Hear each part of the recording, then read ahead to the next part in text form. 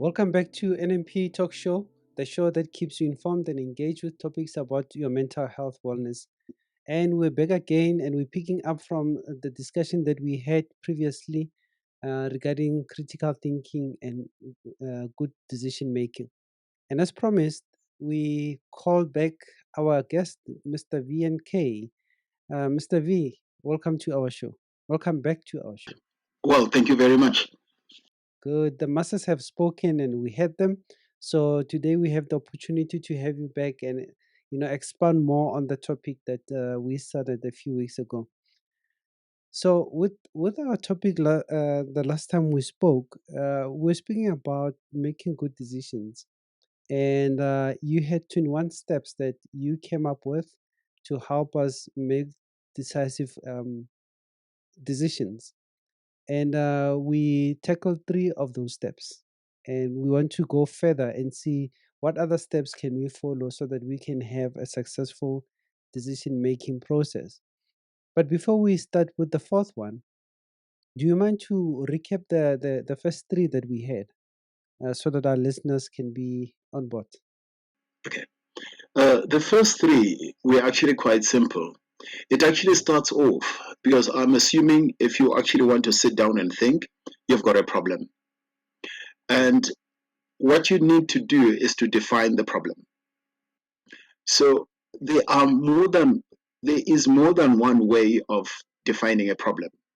You can Yeah. actually then say, look, I've been dismissed. I like this one of being dismissed at work. I've been Mm-hmm. dismissed, you know. But then you must turn around and say, okay, now that I've been dismissed, is that a good way of defining a problem? And obviously it's not. Because if you could actually then say, I'm now in a position where I'm looking for employment, that's a better way of defining your problem. Yeah. Okay. I'm looking for a new way of earning a living. Then the same example that I actually gave the last time to actually say, if you say the glass is half full and it's half empty, both technically you're correct. The only thing is the difference in the two utterances is that the other one is negative and the other one is positive. It's positive. Mm-hmm. Yeah, the other one is the next thing is you actually got to ask yourself what is the dominant emotion that you're feeling at the time when you're sitting down to deal with that problem. Mm-hmm. And you must actually rate it. It must be less than 5 so that you'll be able to rationally continue with the process. And if not, then you got to look for a different way of undergoing a therapy so that you can end up with a better with feeling a little bit better so that you can rationally approach the problem. The third point is Yeah. your human nature. As you know, as human beings, we've got lots of imperfections.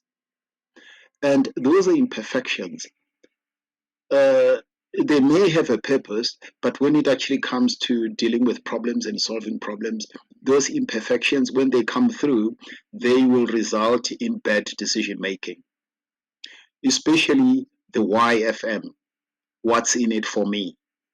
The selfishness part of who we are as human beings. We only think of our own selves, and that is where we have a difficulty. So you have Yeah. to write prominently and you put it in front of yourself to actually say, okay, I'm dealing with this problem. However, I I am looking out for myself so that I don't end up stuffing up this whole process because see our natural our human nature works very good, especially if it's it is not within your conscious awareness. If you can actually, it works clandestinely, and that is where the problem is. So if you draw to your conscious awareness the fact that you're a human being, you've got all these imperfections, you write them, put it in front of you, then you can proceed with the process. Those are the three steps that we did in the first time around. Yeah. So basically, what you're saying with the third one is that you have to acknowledge who you are and your limitation. Is Yes, that it? yes, because we actually come with all these imperfections, and as long as you don't acknowledge them, that is where Mm, the problem is. Acknowledge them right up mm, front. Acknowledge. That's a powerful word to think of. So now let's take up now the fourth step. The fourth step is about the beliefs, because Okay. all we human beings, we are belief driven. Yeah. uh, if you say to somebody, please do this, that, and the other, they'll go ahead and do it as long as they believe that they can do it. So our beliefs. Say suppose sticking with this story of somebody who has been dismissed. Say suppose you turn around and say, "Yes, I've been dismissed, but the thing is, I'm now looking for a job." But now that you're looking for a job, the question will then be, how are you? What is your limiting belief pertaining to looking for a new job?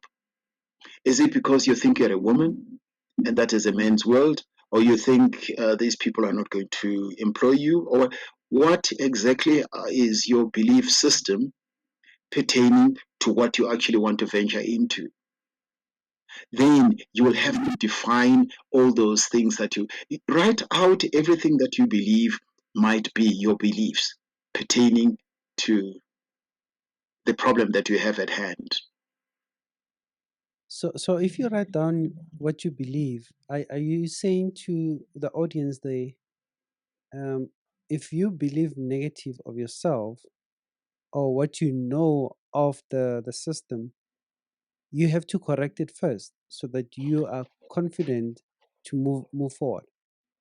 Yes, what you then have to actually understand is, when you've been fired from a job, there was a time when you were employed, and there were certain things which happened. You most probably you didn't even know those people, so Mm. you actually then have to say, the way how I got my first job is the or my last job is the way I'm actually going to get the next job, irrespective of all these narratives which are being thrown around in the society. Okay. All right. We have a question there. Maybe they need clarification on that statement there. Hilda, you can unmute yourself. Welcome to our show. Uh, On the limitations, sorry, like sorry, Hilda. I believe. Can you start Can you over? hear me now? Now we can hear you. Yes, yeah. I had your volume down. Okay, Yeah. all right. I want to. My question is actually on limitations. Mm. How do you work around? Um, Let me put it this way. I've got a problem of doubting myself, and I can see that this is a limitation for me. And I know I can do something, but I doubt myself. I would first need someone to say, "Yeah, but you can do it." Then that's when I can do it. How do I deal with something like that? Mm, it can I answer?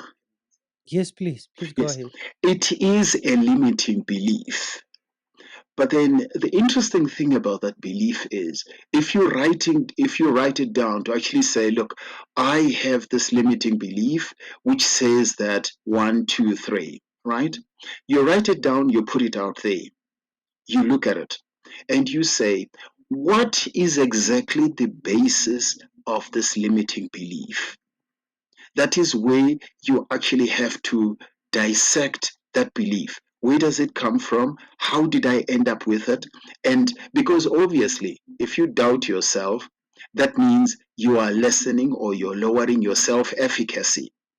That has everything to do with your self concept. So, meaning that you must actually ask yourself the question, I have this limiting belief. The question is, what are its origins? Where does it come from? You must be able to effectively answer that question, and it must be backed up by facts. Mm. Yeah, I was about to ask that question as well to our audience today, because if if it has to do with upbringing or what had happened in your past life, let me paraphrase. In the lifetime that you were in transition to where you are can be a stumbling for you. So if you can identify where the chain broke to create E- that belief that you have of your incapability, I think that's where you start. Eh? Yes, that is exactly where you start. But you must also do this. You must actually then do a reaffirmation, which means that you may harbor that belief somewhere around you, but there are certain victories, certain successes, certain accomplishments that you have done in your life, and they are there to dispel this myth that you have about yourself. Hmm. Hilda, is your question answered? It is answered, and while you were talking, I actually thought of the successes that I've actually accomplished in my life, and Hmm. that can actually show that I'm limiting myself, because at the end of the day, I can be successful in whatever I want to do. Hmm. Yep. Thank you for that. So now we were exploring the beliefs. So what's the next step? Maybe The you next can. step, the next step is bias. Yes, there are all kinds of biases in the world. We've got an appearance bias, there is cognitive bias, there is confirmation bias, there's all sorts of biases. Then ask yourself when you're sitting with this problem and say to yourself, what bias do I harbor in this area? Because let's make a simple example. You may actually have this bias to say, I would always want to work uh, for Afrikaner companies, or I would like to work for English companies, or I would like to work for companies in the Cape, or I would like to work for, ask yourself the question, why do you have that bias? Because bias are blinkers and they limit you. Because obviously, there is a time when you go through the newspaper and then you say to yourself, "Ah, no, man, I want to apply for a job in the Eastern Cape, or because of this, that, and the other." There are certain biases that we have got, and you have to So you must be ride the open-minded. bias. Well, everybody will claim that they're open-minded, but you see, we as human beings, as I said earlier on, we are not open-minded. What normally happens is that if you've got a problem, you write out exactly what your bias is pertaining to this problem, because you have to make it specific, because you can never get, because human nature comes with a lot of bias.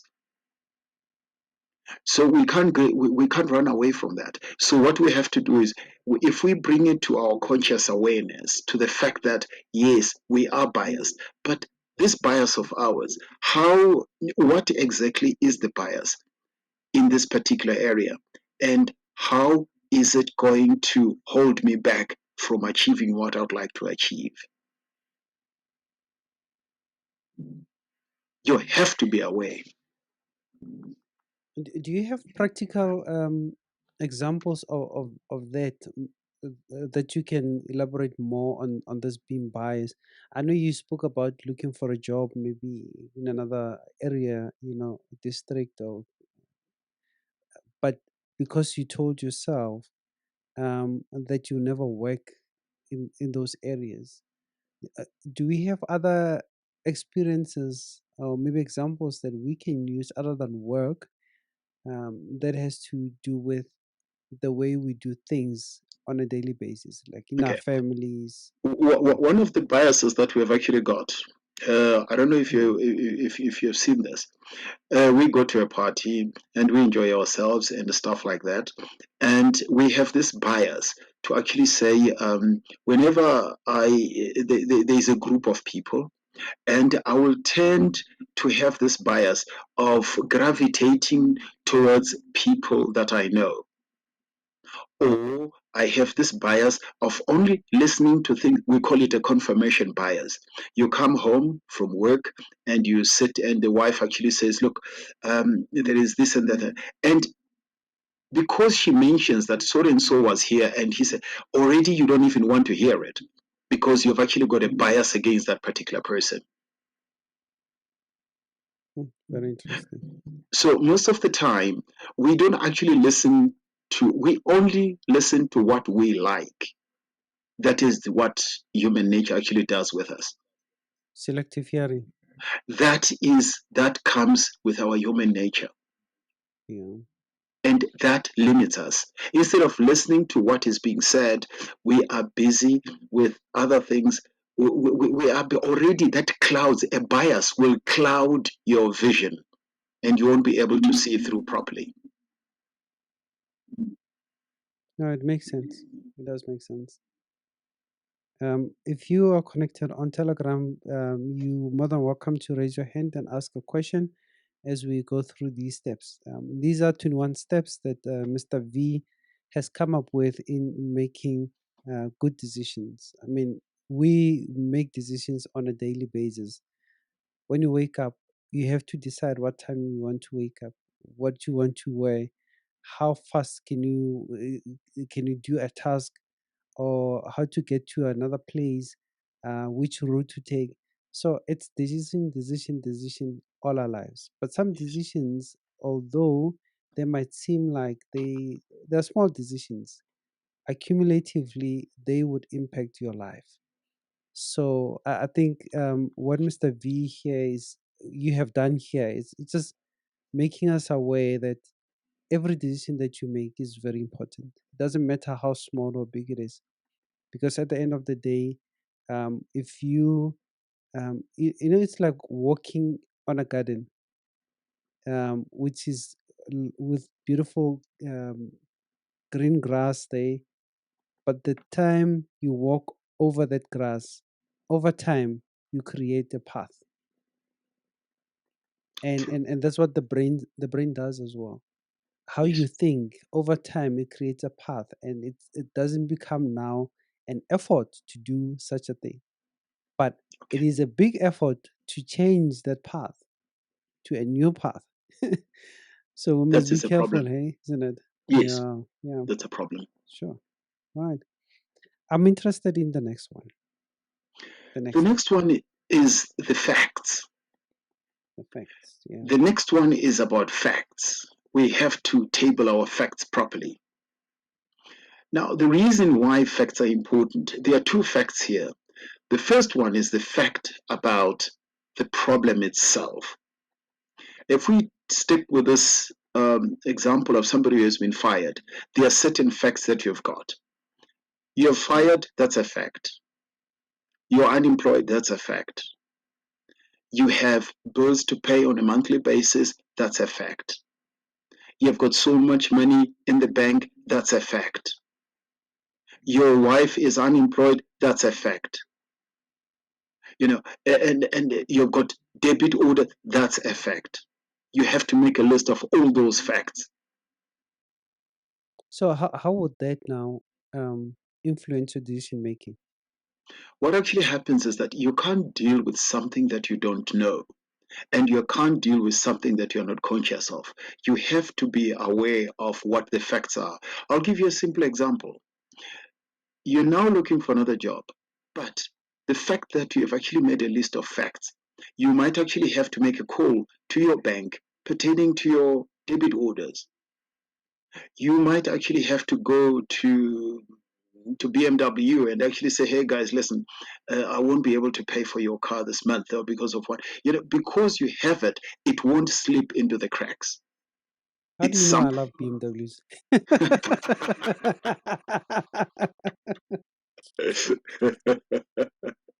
That's a fact. That's another fact. So what I'm basically saying here is Yeah, you have facts that you have to look at, because those facts are going to be important, because that's the next thing that you have to tackle. yeah.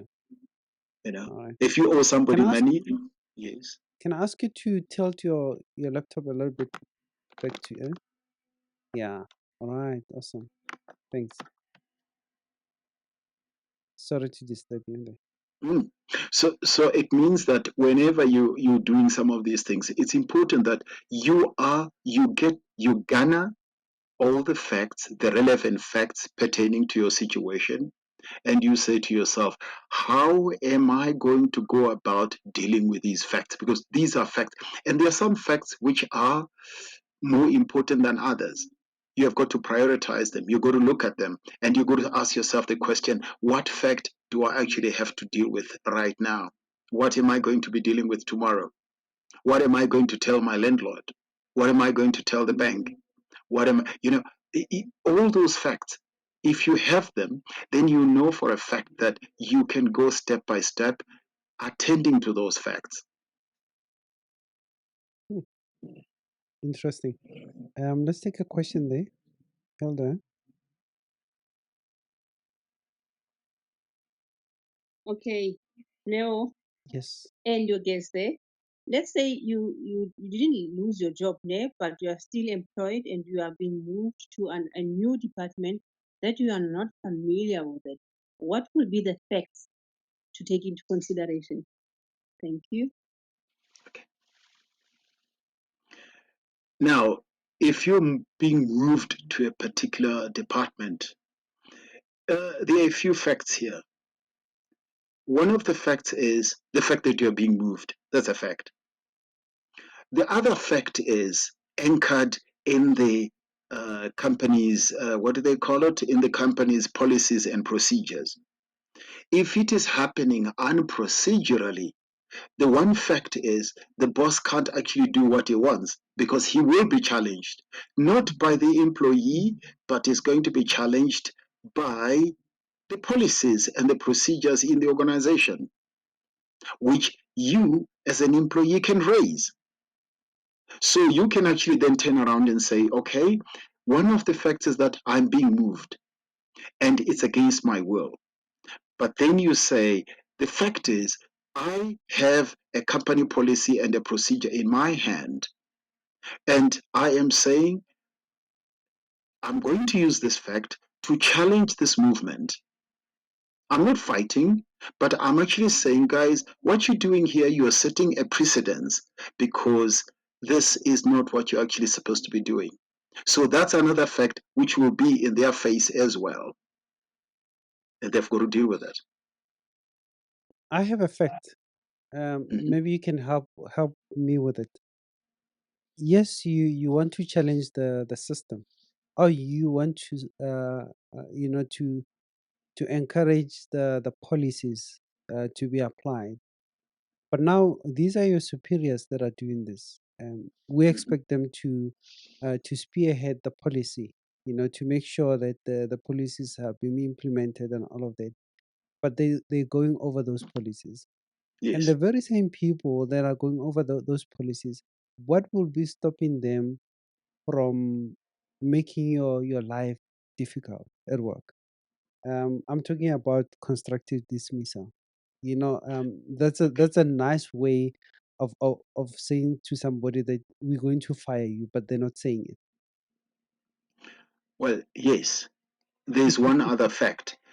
Yeah, Since you're talking about constructive dismissal, it is yeah. anchored in law. That's also another fact, not only for you, but also for the employer.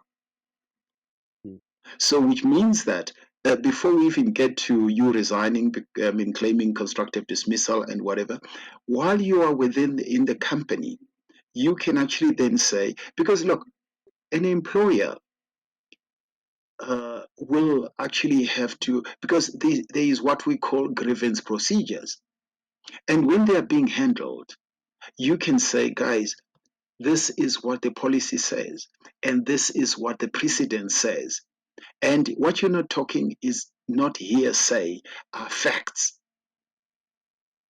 And that is the one fact which can help you to be fighting this kind of thing. Yeah. No, I really do hear you. And I take note of you, Helda. I see you raise your hand. Let me unmute you, but I'll let you talk in a moment. But I hear what you say, Mr. V. And the problem is, well, for me, I don't know about the others, is the moment you stand up for yourself, and usually people who stand up for themselves, they do have facts, but they're fighting the system.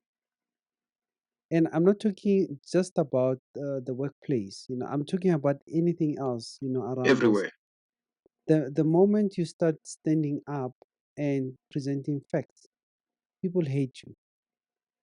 And you're not being hated by those below you or in the same level.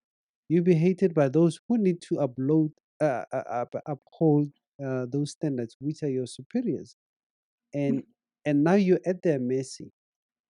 And that's why people now, it becomes a difficult thing to start making decisions because of the fear of what might happen to you.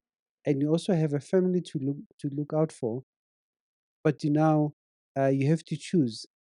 Either you remain there and get mistreated so that your family can be taken care of, or you stand up and you lose a job, your family suffers.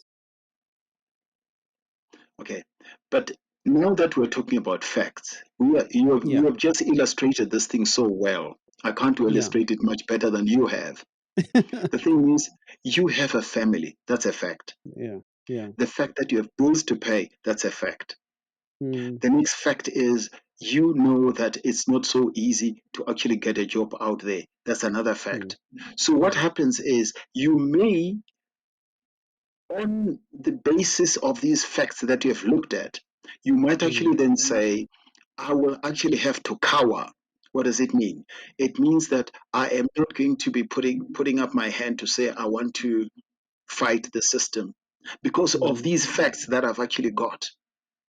So I am not going to do it. And that in itself, it's a decision that you have made. Spot on. Hilda, you can jump in. Yeah, what I wanted to say here is, let's say policies and procedures were followed to the T, and then you move into this new department and you're not familiar with it. It's not like they didn't follow the procedure. How do you make it easier for you to acclimatize with that department and get to do things the right way? Okay. Mm, All right. Look, what normally happens is that when you get to the new department, the issue is you say to yourself, what are the facts here? You've got a boss that you have to report to, that's a fact. You've got colleagues you have to get along with, that's also a fact. And the other fact is that the department where you're going to, chances are that the bosses who have actually moved you out to that department, they've already spoken, and whatever they've spoken, chances are that it may not be complimentary. That's another fact, and all those kind of things. Then you actually have to look around and say, the fact is, at home I've got bills to pay. Here I've got a job to do. The next fact is, if these guys are unhappy with me, chances are that I might actually end up losing my job. Then you write down exactly what is it that you're going to be doing to ensure that not only will you not lose your job, but you will also become the darling of that particular department. Because once again, human beings, you see, this is I was actually talking about yesterday, well, the last time I was actually talking about the employees. You see, mm. and I was talking about the three, uh, the, what was that? The three things which determine a person's salary. And I don't know if you still remember. I actually said, first of all, step number one is, or point number one is the need for what you do. The second one is your ability to Yep. do it.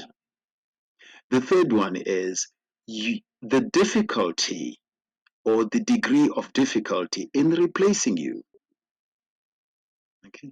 So what I'm basically saying is you go to that particular department and then you have to make yourself indispensable, irrespective of everything else that will be happening in that department. People may not like you, people may, and all those kind of things. But you now have to navigate that bad or that unpleasant terrain. You Mm. actually have to go through it. But knowing that the facts at your home is you have to have a job and I'll have to do the best because the facts are dictating that if you lose this job, you are done for. So you get into that department. Sometimes, I like this one. Sometimes it's not such a bad idea to be a fool, only for a little while. It reminds me of a snake. What a snake does is that when a mouse is busy running around all over the place, it does nothing. It lies low. It waits until the mouse is within striking distance. Mm.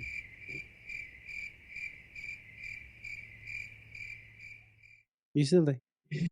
Yes, I'm here. Yeah. Oh, okay. All right. Yeah. No. I like the suspense on that statement there. I was still waiting for more. We do have another hand there, Sister Tandy. Let me unmute you there. Allow you to speak. You can unmute yourself. Welcome to our show, Sister Tandy. Yes, thank you very much. It's a very good show. Um, Coming back to the fact, let's say now you are being moved to another position. This is what my thinking using facts. Mm. You are removed from your comfortable position to another one in the same company. That is a fact. So the fact is to explain to the boss that I am not familiar with this position, with this new position, because it's a fact, you are not familiar. However, I will try to do my utmost best to be able to be productive. So, Yeah. a fact is to acknowledge that I don't know this new position. However, the fact is I will I will try to be productive in this production same company. I I don't think. know whether Yeah. I think you spot on there, and also be willing to learn. yes. If we're willing to learn. Oh, by the way, we're speaking to Tandima Krubela, and she's been on our show for many times, where she's given us so much wisdom, legally, and also health wise. So we really appreciate what we've done for the show, Sister Andy. Thank you. Coming back to your statement there, I fully agree with you that we need to familiarize yourself, and also having a relationship with your boss, to an extent that you are able to communicate that. Some of us, because we don't have that relationship with our employers, we don't want to say we're not able to do this or we don't know this, because we shy that we'll be, targeted, or put on the spotlight to say, you're not qualified for this. Why did we hire you? And all of those things. But I understand that. So it's the beliefs. I think it goes back to the beliefs, doesn't it, Mr. V? Well, yes, but now that Sister Andishi has actually spoken about that, I think it's important that I highlight this one. Hmm. Look, uh, human beings, they're actually quite strange. As I've said earlier on, you will get to a department and somebody has made up his mind that he will or will not like you. I don't know if it has actually ever happened to you that you get to a place and you talk to somebody and you've got a feeling that this person does not like me. And this is normal. There are people who will like you and there are people who will not like you. This is how the world works. Okay. So I think what is important is to understand the fact. that at home you've got circumstances which are pushing you to come to this job that you may or may not like. You have to deal with bosses or with colleagues that you may or may not like. But then life is a place where we actually have to have the ability to negotiate contradictions. I keep on seeing the same people every day who don't like me and who I also don't like. But that is the contradiction that we have to negotiate every time. Ask any mother, she'll tell you getting pregnant is really terrible, but guess what? She would like to have a child. You know, so we life is like that. We have to have the ability to negotiate contradictions which arise in our lives every day. Sister Andy, is that clear for you there?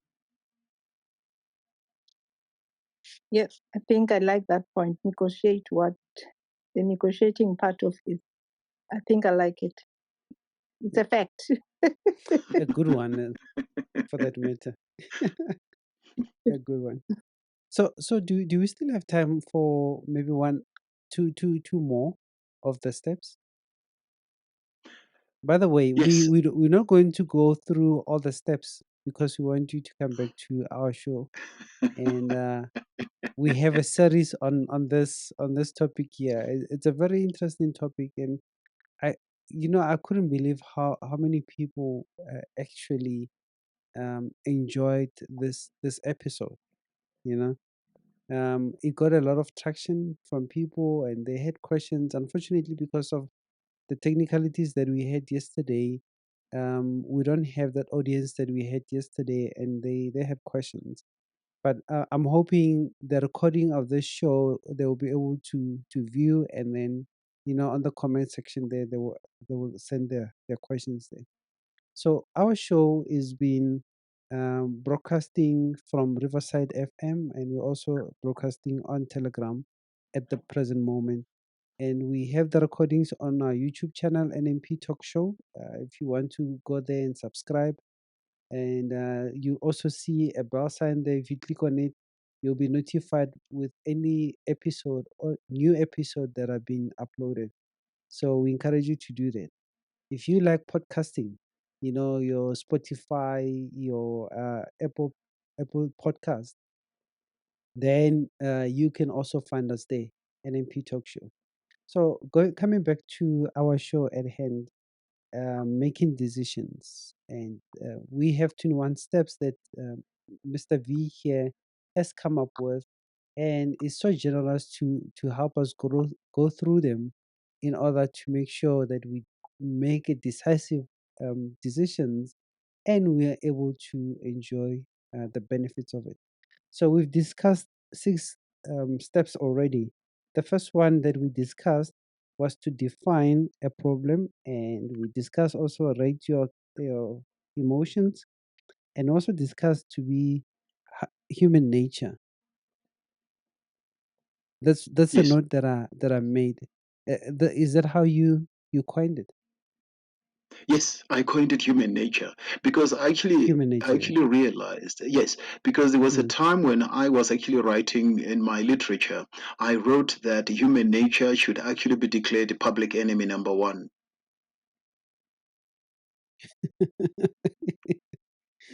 That's so true. One other question before we jump to other steps. Why are we not taught the art of making decision at the elementary level? At the elementary level, there is absolutely nobody who wants people who make decisions. It actually comes from our history. Years ago, kings had kingdoms, and they used to be declaring war on other kingdoms and annexing and taking over their territory. The idea was to enrich themselves, and they got more and more territories. So, in those territories, the king wanted to have Mm. more cattle, more this, more that, and all those kind of things. The riches for himself. So what he actually wanted at that point, it was not people who are going to help him to think and to decide. No, no, he did his own thinking and his own decisions. He only needed people to execute the decisions.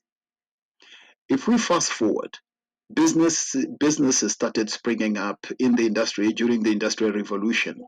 People put up businesses, and what they were looking for people who are skilled enough to execute what they wanted. So the educational system could not come up, or even if they did want to come up with thinking skills, they would have been redundant because nobody would have been interested anyway. Because the business owners just wanted accountants, administrators, and tradespeople. And today we've got politicians. Our governments are being headed by politicians, and the politicians are actually going to do the thinking, and they are looking for the public service where that manifesto, which they talk about whenever they come together, that is the manifesto they want executed. They're not looking for thinkers. They're looking for people who are going to execute. So that is why government is not interested in having people who can think.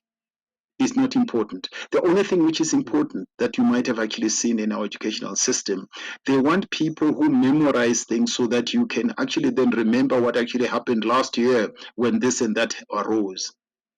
So they call that corporate memory. So that's the only thing that they want. They want people to also regurgitate, to actually say exactly what is it that you have been taught. There's no thinking involved. There's only memory. See, so there's only memory. So the system today is not interested in people who can think. That is why even if you look in the household itself, mm, the parents will do the thinking. They will never say to the children, "Oh, let's sit down and see if we can actually incorporate your thinking." The parent is not interested in that. We'll just read the Riot Act to say, listen, you will do 6 o'clock, you're all in the house, 7 o'clock, you do this, 3 o'clock, you do this, and all. They just read you the Riot Act. They are not interested in your thinking as a child.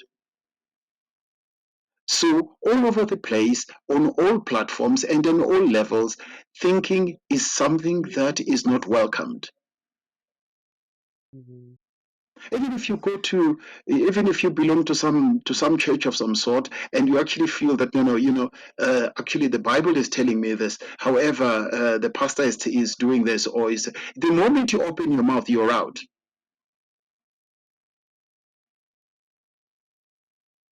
I think just rewind you back to what you just said about um, children that are being told what to do, and they're not contributing to any decision making in the household.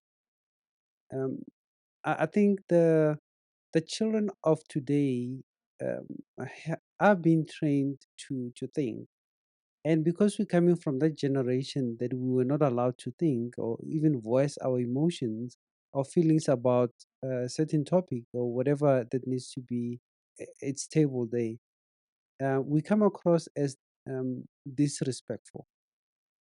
Or we see these youngsters today who who would question the decision that you do as a father, or how you doing things at home, and then they would still question you. You get to think that they're disrespectful, and because of how we grew up. Am I right there? You are right, but there's also something else. I would like to draw your attention to a certain fact. The Yeah. moment the parent is actually being asked the question, chances are that they may not feel comfortable with being cross examined by their child. They just Mm, want the child to execute whatever they've been told. They might actually look at things like, there is democracy in the country and in the home and this, that, and the other, and the children should not be. But if you were really to get into the heart of the parent who is actually being questioned by the child, that heart of that parent is not really as happy as it should be. or interested. So he may Mm, not actually complain to the child to say, look, I don't want to be cross examined, but because of the constitution, no, no, they won't say that. But inwardly, mm, they mm, will not feel too happy. mm, mm, mm. They are much happier with a child who is going to execute what he or she has been told. Is it the belief that you're writing about It's an observation. there? It's an observation. Nice. Because because Mm, I mm, also happen to be at the DI primary school where I am teaching parents, not teaching, but I'm actually assisting parents to upgrade their parenting skills, and mhm, that's why I know that, mm. because I've written extensively in parenting. In fact, my strength is in parenting. Wow. How many children do you have, Mr. V? You mean the ones I know of? Six. Yeah, let's leave it there. The ones you know. Yeah, no, they must be proud of you as a father, and yeah, yeah, I can only imagine how they feel about you. So, because of our time, let's just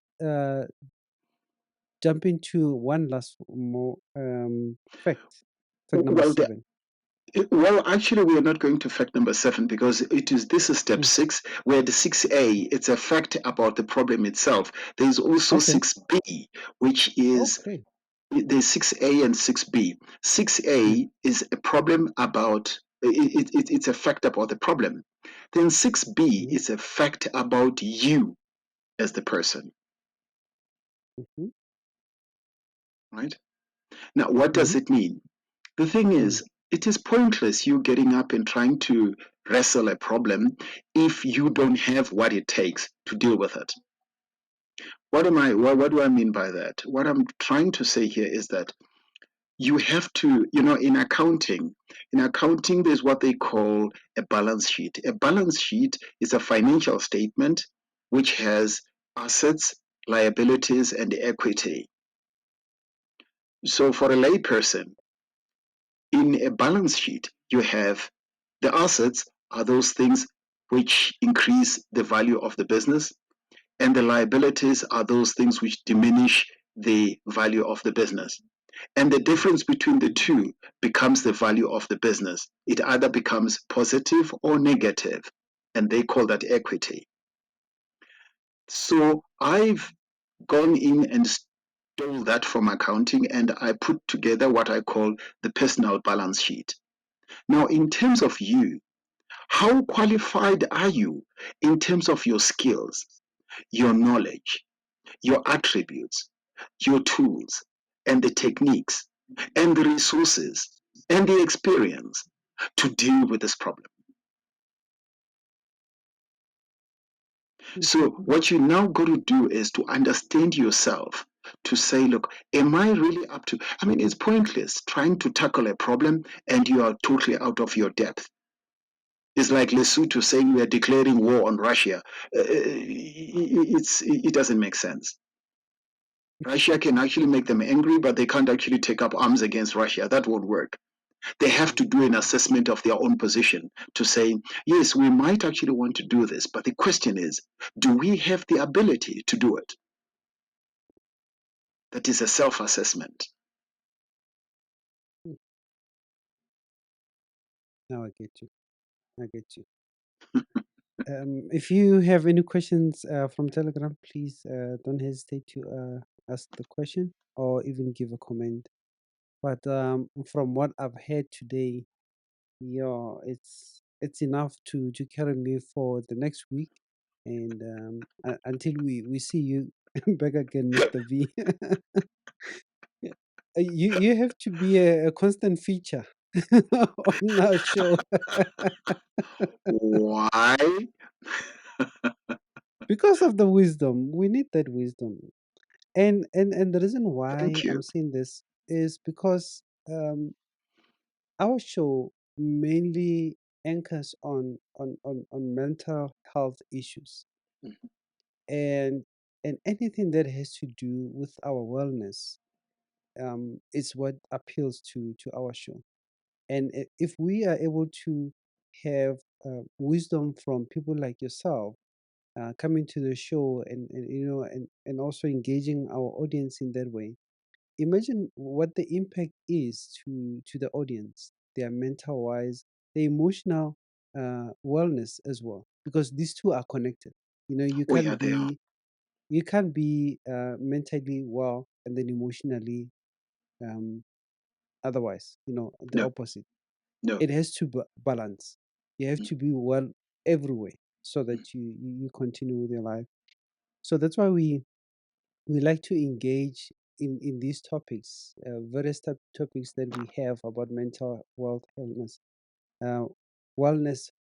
Oh, that English now is gone. Our mental health wellness that we do.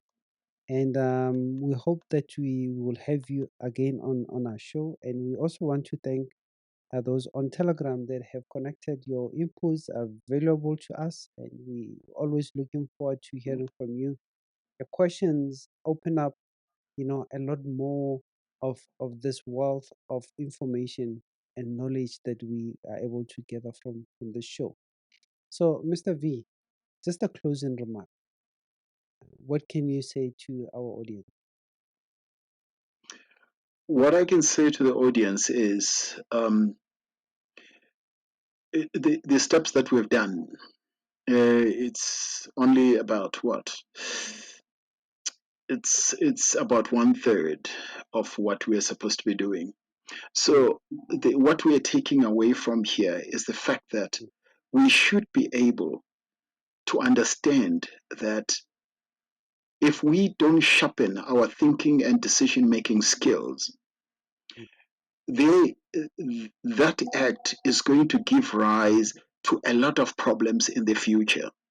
And a very simple example I can give you is that in 1997, Minister Penuel Maduna and the deputy Shabangu decided they were not going to uh, support what ESCOM was looking for. That was in 1997. And because they had a defect in their thinking skills, they ended up with a decision which is haunting us today.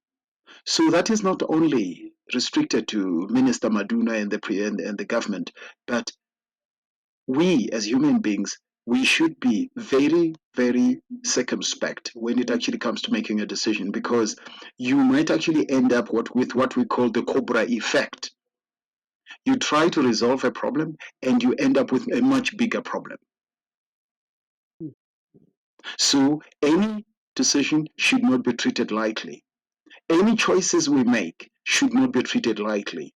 We must always have the conscious awareness to say that any decision is going to either improve my life or destroy my life. I hope my next decision will improve our life. The decision of ending the show because of time.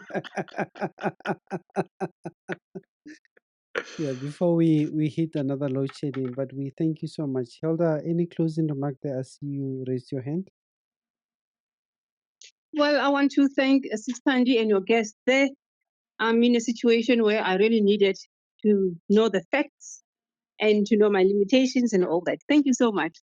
It's a pleasure. Always a pleasure to hear from you, Hilda.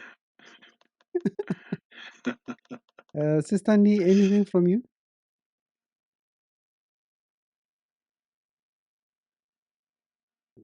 Let's see if I can unmute her there. If you have anything to close, yeah? Can you hear me now? Yes, loud and clear. The only thing I can say, Murungwa and Neo and other people know that I'm not young anymore, but I've grown today. I'm so matured about this topic of today. It has balanced me so much. Thank you very much. All credit the to wealth, Mr. V. Yeah. yeah, the wealth of this information is so good because exactly like you said, Neo, it adds to our well-being, Mm. positive well-being. Thank you very much. It's always a pleasure to have you, Mrs. Tandy. Mr. V, how do you feel about these comments? Chef. No, I feel so wonderful. I mean, that is so gratifying. Thank you so much. Yeah. So that's all the more reason to have you back, eh?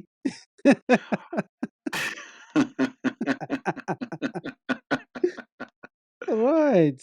No, Anytime. thank you so much. Yeah, thank you so much. Thanks to everyone who connected on other platforms to view the show, and those that will be listening to our recorded podcast, and also podcasts on other podcast platforms like Spotify, Apple Podcasts, Google Podcasts, any podcast platform that you desire to use, you will find us there.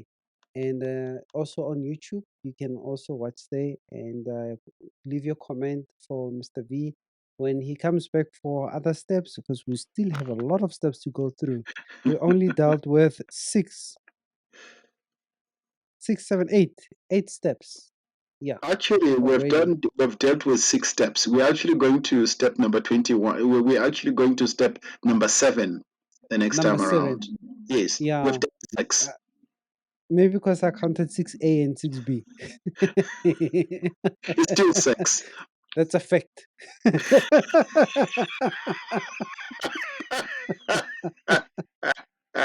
All right. This is Naum Rapedi and the host of NMP Talk Show, and this is me signing out.